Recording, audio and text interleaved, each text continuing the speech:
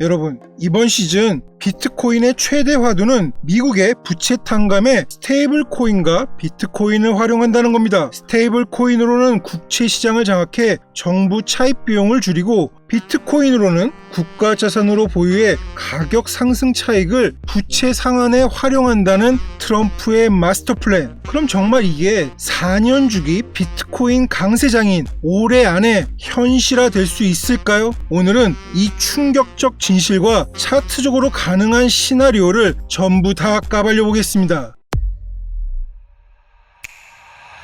자, 이제 진짜 계산을 해보겠습니다. 트럼프가 내세운 지니어스 액트 법안, 스테이블 코인 발행사들이 달러나 미국 국채를 준비금으로 1대1로 보유해야 한다는 법안. 그에 따른 논리는 간단합니다. 스테이블 코인 시장이 커질수록 자동으로 미국 국채 수요가 늘어난다. 이런 그림이죠. 그런데 오늘자 코인마켓캡 자료에 따르면은 테더, USDC, USD1, DA 등등 100개의 스테이블 코인을 다 합쳐도 스테이블 코인 시총은 2,900억 달러입니다. 오늘자 미국 부채는 37조 달러, 25년도에 신규 발행한 미국 국채만 약 3조 달러. 여러분, 이 수치가 얼마나 터무니없는지 아시겠습니까? 스테이블 코인 발행사가 준비금을 달러가 아닌 전부 미국 국채로만 채운다 해도 미국 부채엔 티도 안 납니다. 비트코인도 마찬가지입니다. 지금 비트코인 시총이 2.2조 달러인데 만약 비트 가격이 10배 올라봤자 22조 달러, 미국 부채의 절반 수준. 그마저도 미국 정부가 가진 건 고작 1%입니다. 이제 수치를 보니까 비트코인과 스테이블 코인이 미국 부채 문제를 해결해 줄 거야 라는 말이 얼마나 현실과 괴리가 있는 소리인지 확 느껴지실 겁니다. 그럼에도 불구하고 트럼프가 이 판을 밀어붙이는 이유는 단순합니다. 미국은 언제나 디플레이션보다 인플레이션을 택해왔습니다. 왜냐하면은 디플레이션은 부채의 짐을 더욱 무겁게 만들지만 인플레이션은 부채의 가치를 가볍게 녹여 없애버리기 때문이죠. 미국은 대공황 때 경험한 디플레이션의 공포 이후 절대 그 길을 반복하지 않았습니다. 언제나 디플레이션보단 인플레이션을 선택했죠. 그런데 지금 시장이 실제로 두려워하는 것은 인플레이션이나 디플레이션이 아닌 또 다른 괴물, 바로 스태그플레이션입니다. 경기는 식어가는데 물가는 좀처럼 꺼지지 않는 최악의 구간이죠. 디플레이션이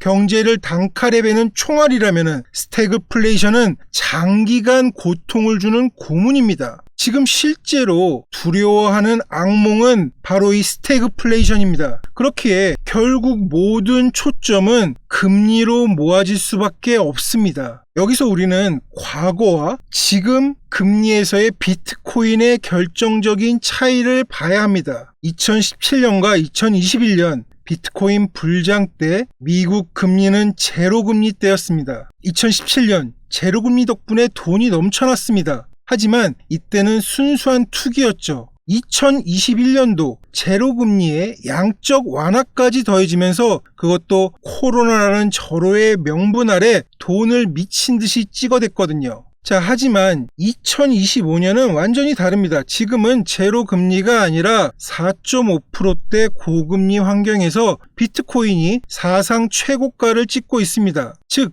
과거처럼 돈 풀려서 오른다가 아니라 긴축과 고금리라는 역풍 속에서도 살아남은 자산이라는 겁니다. 핵심은 이런 거죠. 규모는 작지만 방향 자체가 완전히 바뀌어서 과거에는 투기, 그 다음 실험이었다면은 지금은 국가 차원의 정책이 된 겁니다. 자, 이게 왜 중요하냐면은 투기나 실험 단계에서는 작은 충격에도 시장이 무너졌습니다. 하지만 비트코인이 미국 정부의 부채 관리 수단으로 편입되는 순간 제도적 라인이 됩니다. 그래서 이번 사이클의 조정폭이 과거보다 훨씬 제한적인 이유 중에 하나입니다. 트럼프의 미국 국채 크립토 마스터 플랜, 현실은 수치상 턱없이 작습니다. 그러나 이번 사이클은 과거의 투기, 실험이 아닌 정책 편입이라는 점에서 다릅니다. 이 말은 사이클 규모는 아직 작지만 방향은 완전히 달라졌다는 게 핵심입니다. 자, 이렇게 현실과 수치를 다 짚어봤습니다. 그럼 이제 남은 질문은 단 하나죠. 여러분이 가장 기다리는 부분. 그래서 롱인가요? 숏인가요? 연말까지 어떤 시나리오가 비트코인 앞에 펼쳐질지 지금부터 집중해 보시죠. 지금 보시는 거는 비트코인의 연간 차트, 1년봉 차트입니다. 과거의 모든 사이클을 보면은 이런 반감기 다음 해 이렇게 양봉이었습니다. 그런데 지금 올해 25년도에 일부에서는 시즌 종료를 말하고 있죠. 자, 제가 묻겠습니다. 수익은 굉장히 극적으로 계산하고 상상하면서 왜 하락 리스크는 극적으로 안 보시나요? 자, 만일 지금이 시즌 종료라면은 어디까지 떨어져야지 시즌 종료일까요? 정답은 간단합니다. 바로 이 연봉이 지금 양봉인 상태에서 음봉으로 마감해야겠죠. 그 기준선은 93.5K입니다. 이 연봉 시가로 비트가 93K 밑에서 종가 마감하면 때는 진짜로